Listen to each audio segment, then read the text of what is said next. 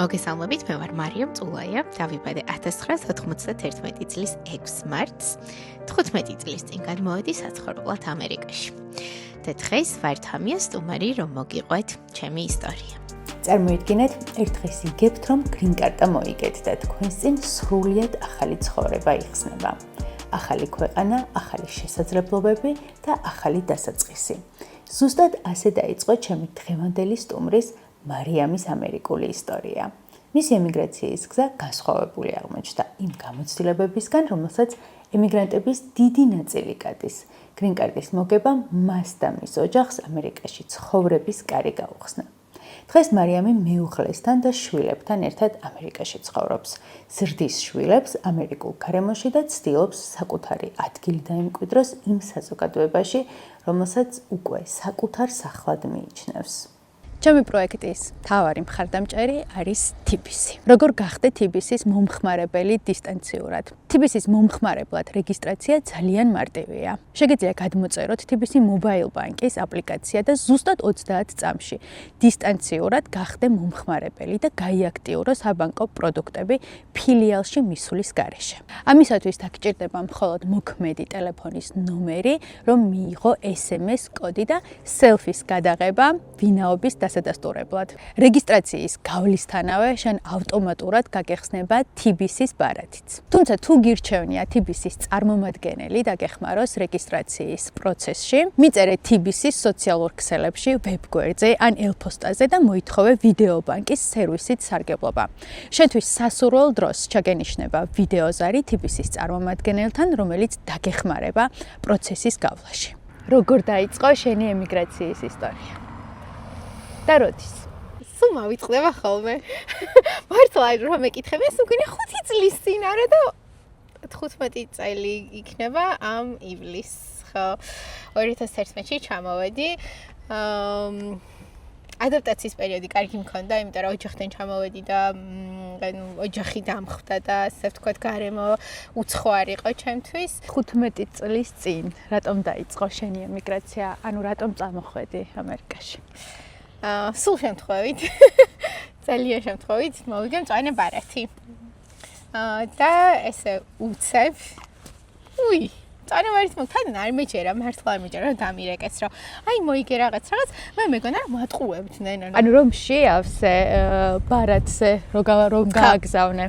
მაშინ გქონდა სურვილი, რომ მოდი ერთათო გავაკეთოთო და ერთად შევავსოთო და სულ მე ამაყება ხოლმე, რომ მის სახლში გადაღებული ფოტო მქონდა მწვანე ბარათში. წამოხვედი ამერიკაში მარტო? კი. მეუღლე ყავს თან მარიამს და სად იყო ამ დროს მეუღლე თუ არ იყო მაშინ? არ იყო, მაშინ არ იყო. კარგი, წამოხვედი მარტო? კი, მარტო წამოვედი.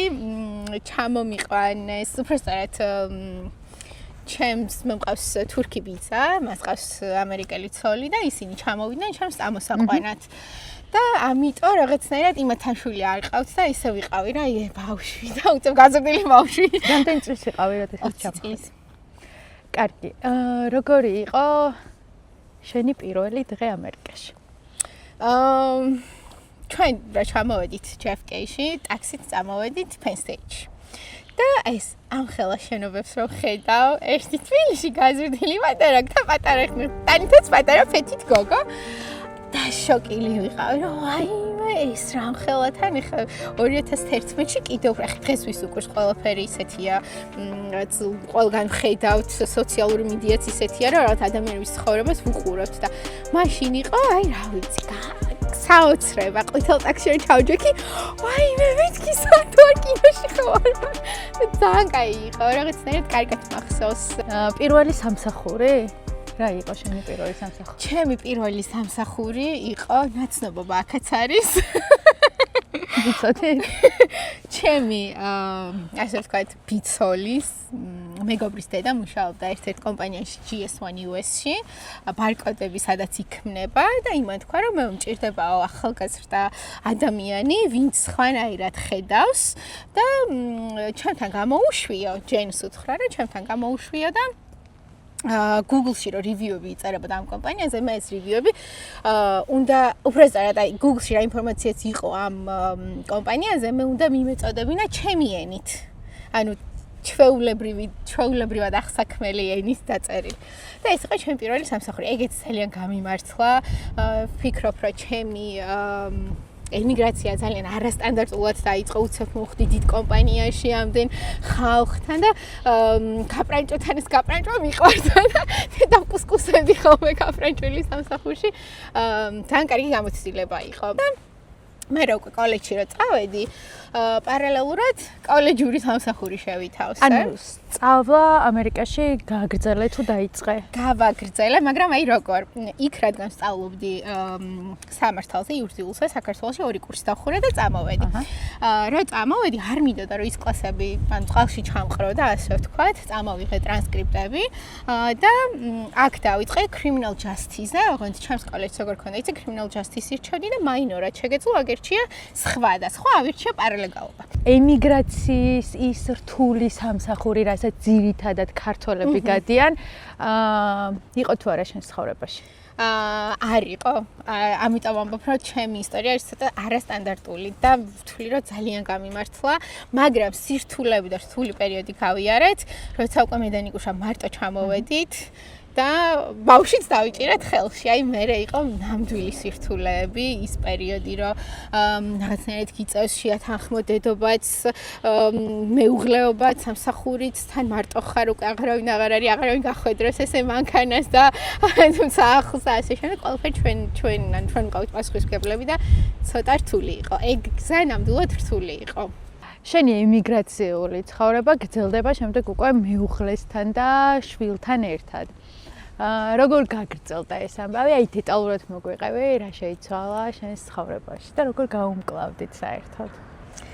რთული იყო, ძალიან რთული იყო, იმიტომ რომ საქმე უბრალოდ შევეჭიდეთ საბუთებს და რა ვიცი, ყველას ვისაც საიმიგრაციო პროცესები გავლილი აქვს, ალბათ კარგად იცის და გრძნობს იმ ტკივილს, რაც ჩვენც გავიარეთ.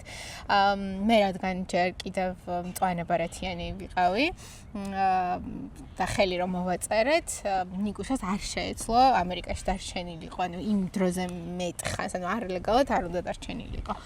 და ამიტომ გვიწევდა წინ და უკან სიარული. აი ეს 5 თვეში ერთხელ წასვლა, წამოსვლა, მე ბავშვისთვისაც რთულია, პატარა ბავშვით წადი, წამოდი და ანუ თან ის არის რთული, რომ გინდა რაღაცას მიაღწიო ცხოვრებაში და ახალ ქვეყანაში, მე ამდენჯერ უკან ბრუნდები. რაც ყველას თითქოს პასუხიც უნდა გასცე, რატო დადიხარ ამდენს, ყველას ხავარ აუხსნი და საკმაოდ ემოციურად რთული იყო. და ჩემი აზრით ჩვენ ორივე ძალიან დაგვსტრესა ამ გამოცდილებამ და ამ ცხოვრების მონაკვეთმა. საბოლოოდ მოხდა ისე, რომ დამკვიდრდით ამერიკაში, ხო? ესე გამოვიდა კი. სად ცხოვრობდით თავიდან? ბრუკლინში, არასდროს უპირველეს სტეიტენ აილენდზე, მე ბრუკლინში, მე უკვე თან რა იყო, იცი, ბრუკლინში თითქოს გავიარეთ რთული გზა, ცოტა უკეთ რა, ანუ რაღაც მეორე ლეველზე რო ადიხარ, ხო იცი თამაში რო. აი რა იყო ეგ რთული გზა? რთული გზა, აი ეს წინ და უკან სიარული. მე ის რომ თან გინდა რომ ისეთი სამსახური დაიწყო, სადაც ასე ვთქვათ, კარიერულად გაიზრდები, თან ისეთი რაღაცებიც უნდა შეუთანხმო, რაც ასე ვთქვათ, ფინანსურადაც დაგეხმარება.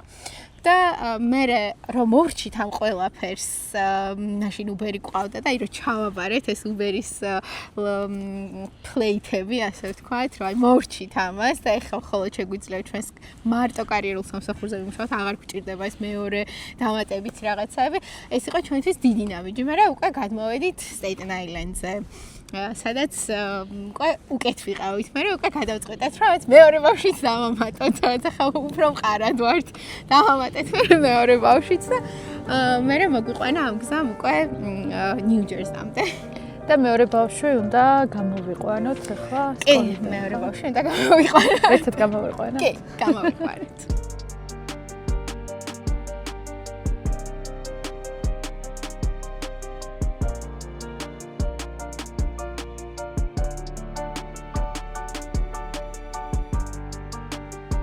მოკლედ, დღეს შენ ხარ პარალეგალი და თან ხარ დედა, რომელიც საკუთარ 2 შვილს თვითონ ზრდის და ძიძაც არ ყავს, ხო? როგორი არის შენი ერთი დღე? აი, ძალიან დატვირთული. აი, არ ვიცი, დილას რო იწყება, სად ჩერდება ვერ ხვდები ხან რომ ჩდები ისიც ისეთი დაჭდა მაი უკვე რომ და საძინებლად უნდა წავიდეთ და რთული, მაგრამ კარგი არ შევცვლიდი არაფერს, იმიტომ რომ მგონია რომ ზუსტად ამისთვის ვარ დაბადებული, რომ ვიყო დედა. მგონია რომ ვიბადებით, იმისთვის ვიბადებით, რომ მე რაღაცნაირად ეს ჩვენი სიყვარული მე ჩავდოთ პატარა ადამიანებში. პარალელობას რაც შეეხება თითქოს მიყვეთ იმის რომ ბანკი ძალიან მიყვართ და ეხლაც მიყვარს ყველა ხალხთან ურთიერთობა ისიც ჩემი იყო მაგრამ ბანკი ახსენე და ბანკი იყო შენი სამსახური? კი ბანკი იყო ბევრი წლის განმავლობაში ჩემი თანამგზავრი ჩემი სამსახური და მეორე სახლი იმიტომ რომ უმეტეს დროს იქ ვატარებდი და იქაც მიყვარდა, მაგრამ პარალელობა მომცა იმის ფუფუნება, ის ზრუნველობა, რაც დედობრივი მაქვს ხო ჩემს შვილებზე, თითქოს ჩემს კლიენტებთან განსაკუთრებით, ჩემი ფავორიტია ოჯახის წევრების შემოერთება. ყველაზე მეტად მიყვარს ეგ პროცესი, იმიტომ რაღაცნაირად თითქოს შენს წვლილს დებ ოჯახების გაერთიანებაში. არ ვიცი, რაღაცა მადლიანი სამსახურია რა, ხელს უწყობ ადამიანებს ერთად ყოფნაში. მოდი იმაზეც ვისაუბროთ მაშინ ხა შენს პროფესიულ ნაწილს შევეხოთ და მაყურებელს ავუხსნათ რა ზოგადად რას ნიშნავს ეს ოჯახის შემოერთება და ზოგადად პარალეგალი რას აკეთებს? ძალიან კარგი კითხვა, იმიტომ რომ ძალიან ბევრს უჩნდება ამის კითხვა. რას აკეთებს პარალეგალი? ხა ქართულად ვიცით რომ იურისტი, ადვოკატი, ვიცით რას აკეთებს და ეს პარალეგალი საიდან მოვიდა? მაგრამ ჩვენს ენაზე ქართულად რომ ვთქვათ, იურისტის ასისტენტი. იურისტი ხო ვერ აკეთებს ფიზიკურად, იმიტომ რომ ის უნდა წავიდეს სასამართლოებში, რაღაც კლიენტები დაიცვას ასე შემდეგ. რას აკეთებს? ბექგრაუნდში მუშაობს ფაქტიურად, კულისებში ზის პარალეგალი და დანარჩენ საქმეებს აკეთებს. ამიტომ ძალიან დიდი პასუხისმგებლობა მოდის პარალეგალზე, იმიტომ რომ ფაქტიურად ჩვენს ხელში გადის ეს მთელი საბუთები, როცა ივსებ, რას აკეთებს ადვოკატი? ხო ადვოკატი ან ხელს აწერს, ან უბრალოდ სასამართლოზე გამოდის კლიენტის მაგივრად, მაგრამ თავარი საქმე, თავარი ჯოხი, ასე ვთქვათ, ყდება პარალეგალზე. მე ვფიქრობ, რომ ნებისმიერ საქმე რაც უნდა არ უნდა აკეთო, შეიძლება თანხობრივად არასდროს არ იყოს შესაბამისი, მაგრამ უნდა გიყვარდეს.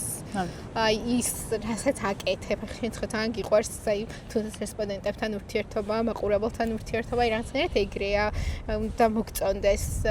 დეტალურად რომ განვიხილოთ кейსები.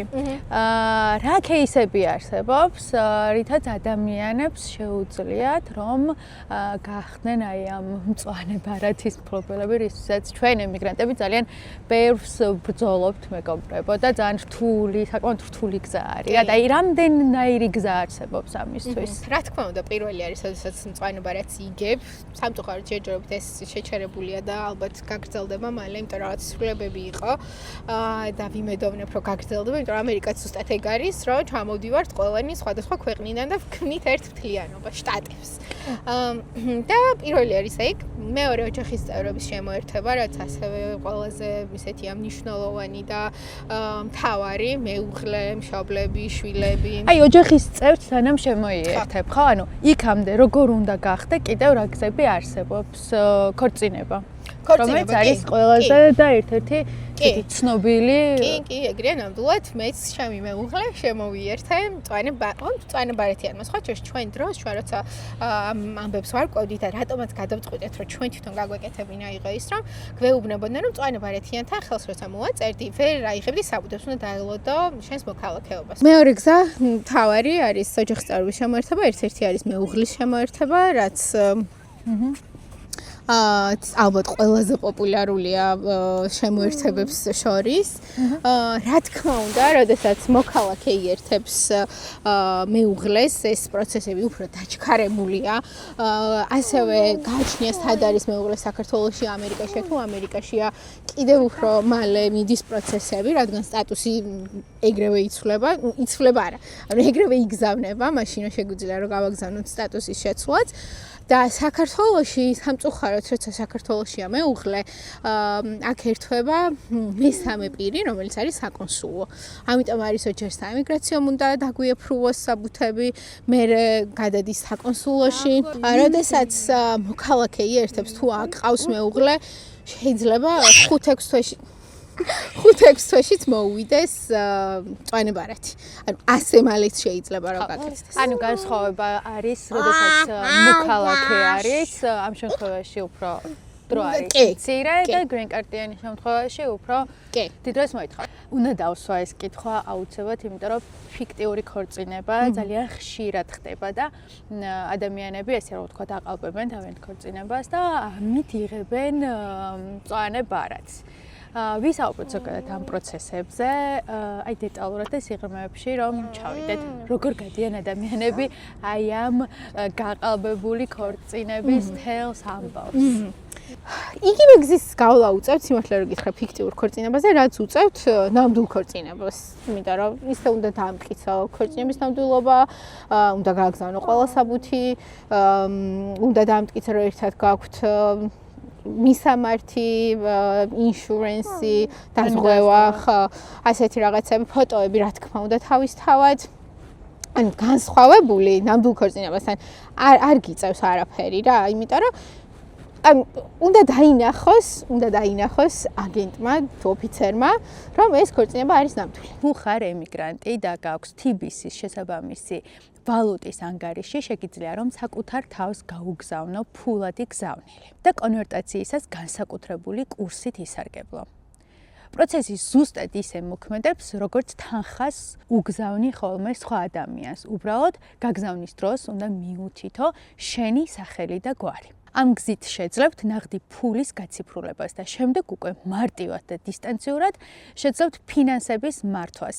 შეგიძლიათ რომ დაფაროთ კომუნალურები, გააკეთოთ შიდა გადარიცხვები, დაფაროთ სესხი, გახსნათ ანაბარი და ისარგებლოთ თქვენთვის სასურველი მომსახურებით.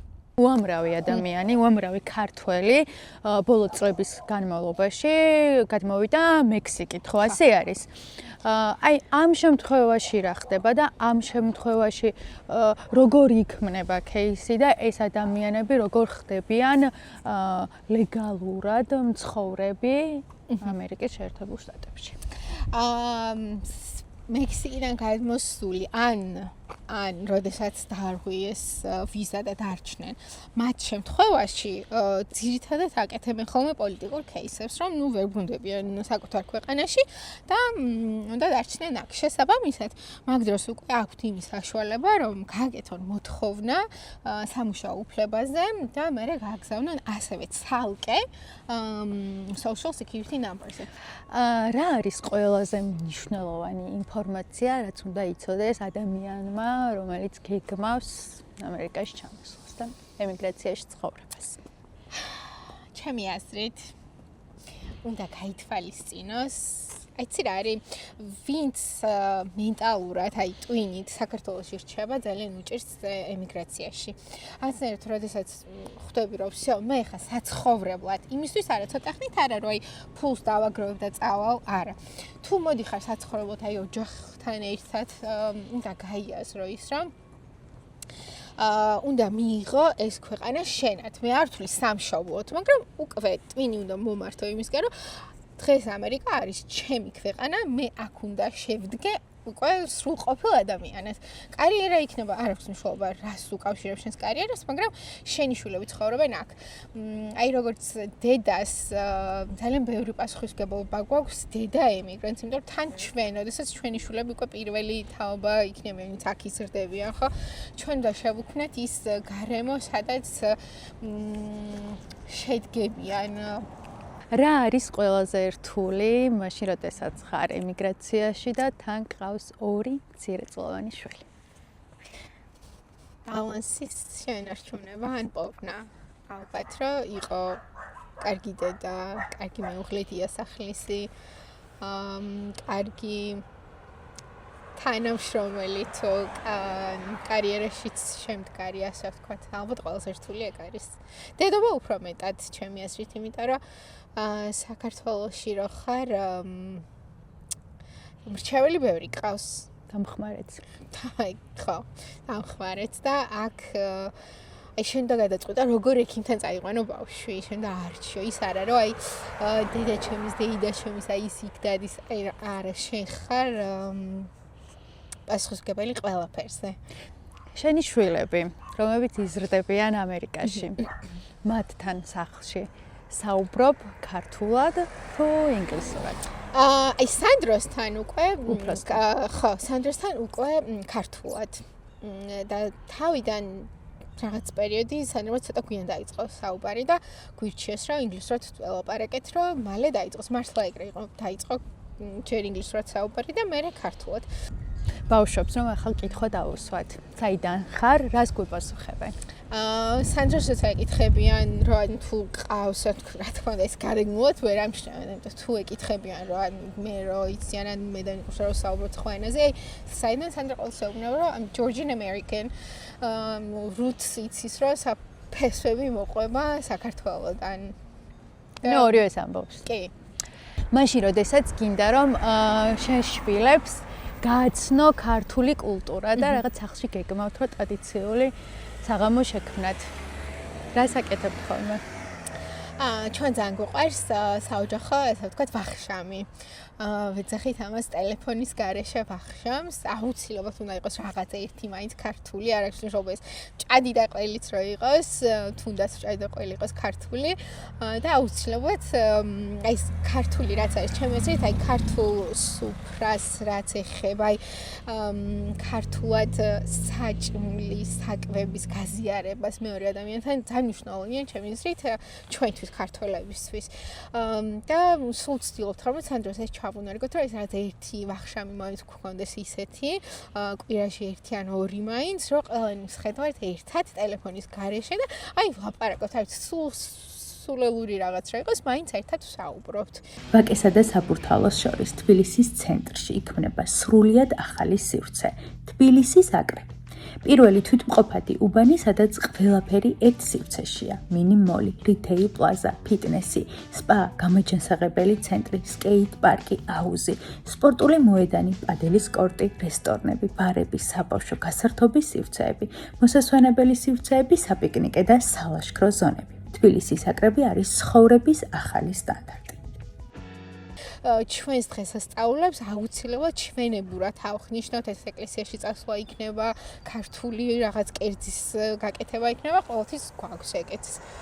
გინდა რომ კარგი რჩევა მოგცა, რა შეიძლება რომ გააკეთოთ ქართული?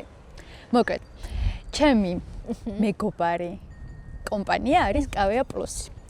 მოკლედ, კავია პლუსი მეგობრებო ემიგრანტებს სთავაზობს რომ შეძლონ უყურონ ყველაფერს, რაც არის ქართული რა. მათ შორის, ეხლა ჩვენი ინტერვიუც დაიდება კავია პლუსზე და მან შეძლებ რომ ნახო, ისე როგორც ჩემს YouTube არხზე რა. ხო და ძალიან ბევრი ძველი ქართული ფილმები არის იქ გაცოცხლებული და აი ენის სწავლა ხო უნდა ქართული სანდროს და შეგიძლია რომ ჩავრთო. ეხლა ამბავი არის ესეთი. მოკლედ კავია პლუს აქვს ჩემი რესპონდენტებისთვის საჩუქარი, ანუ 1 წლიანი უფასო აბონემენტი. რომლის წამოღებაც დამოვიწყდა. მაგრამ აბონემენტის სურათს გადმოგიგზავნე. მოკლედ შეგიძლია რომ აი იმ დღეს, როდესაც ვახშამი გექნებათ, თან ქართული ფილმი ჩაირთოთ.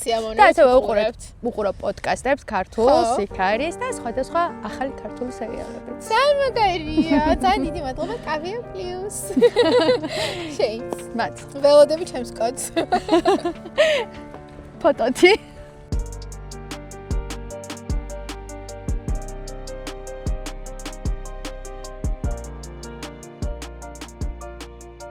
დედებს, რომლებიც ფიქრობენ თავიანთ შვილებთან ერთად, რომ გადმოვიდნენ ემიგრაციაში, რა რჩევას მისცემდი მათ?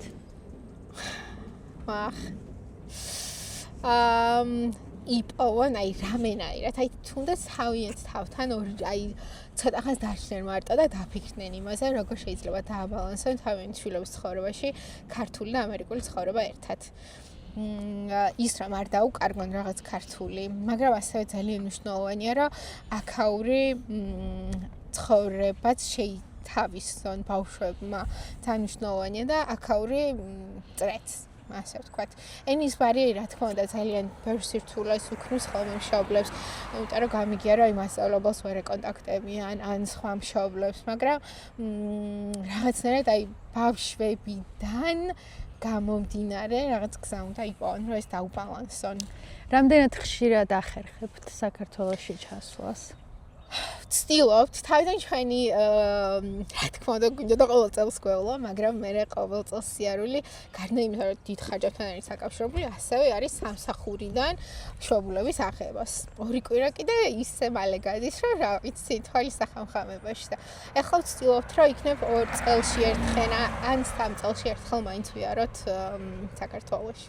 ესე იგი მოვედით მარიამთან სახლში და ბუთუ არ გვაცდის რომ გადავიღოთ ინტერვიუ. რა მიეცი ხა ტელეფონი მიეცი რა გაჩერდა. ხოლმე შეიძლება. ტელეფონი არის, იცი რა არის, აი ძალიან მინიმალურად ვიყარე ესეთ მომენტებში, როცა ესეთი საქმე უნდა გადავიღოთ, ხო, რაღაც მნიშვნელოვანი, ამ დროს ასრულებს ძიძის ფუნქციას. იცი რა მითხარი? მე გეტყვი წინადადებას და შენ დაასრულე. საქართველოს შენთვის. სამშობლო. მარიამ, სად ხედავ საკუთარ თავს წლების შემდეგ? სადაც ჩემი შვილები იქნებიან, ალბათ. თუ საქართველოში ენდომებად საქართველოში და ვიმედო რომ საქართველო ისეთი ქვეყანა იქნება, რომ აღარასდროს მოვუნდეთ, აღარ მინდა ამერიკა, მიხედვით იმისა, რომ აქ გაიზრდებიან, ხო? და დღესდღეობით აქ ვხედავ ჩემს თავს. და ჩემი შვილები აქ არიან და ჩემი საქმიანობაც რაღაცნაირად აქ უკავშირდება. და სად არის შენი სახლი? საერთოდ მომწონს გამოთქმა, სახლი არის სახლი არის კონკრეტული შენობა, ეს არის ადამიანებია და ჩემი სახლი არის ჩემი ოჯახი. სახლზე უნდა წარვადგინო. ჩემი გადაცემის წარმდგენი, ეს არის თბილისის აკრები. რა იცი თბილისის აკრებზე? თბილისის აკრები. იცი რამე? მინახავს ინსტაგრამზე შემხვედრია და სხვა შორის ვაუ თქვი და რაღაც კარგი პროექტია, რასაც ვხედავ და კაი იქნება რომ მეტი მითხრა. ეს გეტყვი შენს და თქვენს. მოკლედ თბილისის აკრები არის პირველი თვითმყოფადი უბანი თბილისში, რომელიც აერთიანებს საცხოვრებელს და საზოგადოებრივ ინფრასტრუქტურას. თბილისის აკრები არის პირველი თვითმყოფადი უბანი თბილისში, რომელიც აერთიანებს საზოგადოებრივ ინფრასტრუქტურას და საცხოვრებელ კორპუსებს ერთ სივრცეში. როგორიცაა mini mall, ანუ retail plaza, skate park, აუზი, სპორტული მოედანი, პადელის კორტი, პარკი, იოგას სივრცე, რესტორნები, ბარები, საბავშვო გასართობი და მოსასვენებელი სივრცეები, საპიკნიკე და სალაშქრო ზონები. თბილისის აკრებში ყველაფერი რაც საჭიროა სრულფასოვანი ცხოვრებისთვის ფეხით სავალ მანძილზე გვაქვს. თბილისის აკრები მდებარეობს 2 ყველაზე მოთხოვნად და პრესტიჟულ ადგილას. ვაკესა და საბურთალოს შორის ნაპეტრობისკენ მიმავალ გზაზე უნივერსიტეტის ქუჩიდან 2 წუთის სავალზე. თბილისის აკრები ეს არის ახალი უბანი, რომელიც ასე ძალიან სჭირდებოდა ქალაქს. ხშირად ემიგრანტებს აქვთ როგორი რაღაც იცი? ფიქრობ რომ იცი. გაორება რა, ანუ აქ ცხოვრობენ, მაგრამ თან საქართველოშიც არიან რა. აი ზოგი საქართველოში გეგმავს მომავალს, ზოგი ფიქრებით იქ არის, ანუ ეს გაორება თითქოს სულ თან დაყვება. შენ შემთხვევაში როგორ არის? ჩემი აზრით ეგ არის ყველაზე რთული ან ცუდი რაც შეიძლება რომ გავუკეთოთ ჩვენს თავს როგორც ემიგრანტებმა. იმიტომ რომ ანუ ისედაც გაქვს გაორება სადღაც რომ მიდიხარ, იმიტომ რომ სირთულეს აქ ჯერ სხვაგან რო რჩები სტუმრად ის გერთულება და წარმოგიდგენ მთელ ქვეყანას რო იცვლი და კონტინენტს დროების სხვაობაც დიდია, მაგრამ თუ არ გავითავისეთ რომ იქ დამთავრდა გავთხოვდით სხვა ქვეყანაზე და ვიწყებთ სხვა ქვეყანასთან ერთად ცხოვრებას. ეგ არის ძალიან მნიშვნელოვანი. ჩემი აზრით, ვისაც აი ვინც მაგ ბალანსს ვერ პოულობს, რომ ის არის ჩვენი სამშობლო, ახლა ეს არის ჩვენი ქვეყანა და აქ უნდა ვიპოვოთ. ანუ კიდევ ერთხელ ვიტყვი, თუ ვინმე ფულის დასაგროვებლად ჩამოდის და ფინანსური სიდუხჭირიდან ამოსოს, ეგ სხვა არის, მაგრამ საცხოვრებლად რაც და მე ისევ დაბრუნებას. ხო, ეგ სულ სხვა. მაგრამ რაცა მოდიან აი უვადოდ ან ოჯახთან ერთად უნდა გაითავისონ, რომ ეს არის ახლა ჩვენი ქვეყანა. ჩვენ ახლა აქ უნდა შევქნათ მომავალი ჩვენი შვილებისთვის. ჩემს ყველა რესპონდენტს ვეკითხები, რა სიტყვადი იმ ადამიანებს, რომლებიც დგანან ახლა გზის დასაწყისში და ეშინიათ პირველი ნაბიჯების გადადგმას? זה დაფურცკლა. იმიტომ რომ საერთულია ურჩევდი რომ სირთულეების არ შეეშინდე და უბრალოდ გაითავისონ რომ ეს არის დროებითი. ანუ მე მაგალითად სირთულე რომ ხვდება ხოლმე ის ვამბობ რომ მარიამ ეს გადაივლის, აი კარი რო იხურება ერთი და მეორე იღება, ის უმაზე გაზაფიქრებ, რომ ახლა უკეთესი კარი უნდა გაიღოს და ალბათ ყველას ვეტყოდი, რომ აი იმისთვის იყვნენ საერთოდ, რომ ახლა ამ ქვეყანაში სხვა კარები უნდა გაიღოს და ეს უნდა იყოს აუცილებლად უკეთესი კარი. მაგისთვის არ მოვდივა ერთხელ რაღაც უკეთესისკენ რომ წავიდეს ჩვენი ცხოვრება და ვურჩევ ყველას, რომ კარგად გააღონ ახალი კარები და წარმატებებს ვსურვებ. შენს მაყურებელს. მადლობა, ძალიან დიდი და გამოგვივიდა ჩაი. შემაგობა. გამოგეწონათ ჩვენი ინტერვიუ. მადლობა. მოკლედ, ბლიც ინტერვიუ თამიას ქონია. არა, პრინციპში მაქვს ნანახი, მაგრამ ჩემსაც თუ იყო არ ვიცოდი, ღმერთო. ამერიკის მოქალაქეობა თუ საქართველოს მოქალაქეობა? ამერიკის მოქალაქეობა. ქართველი მეგობრები თუ ამერიკელი მეგობრები? ქართველი მეგობრები.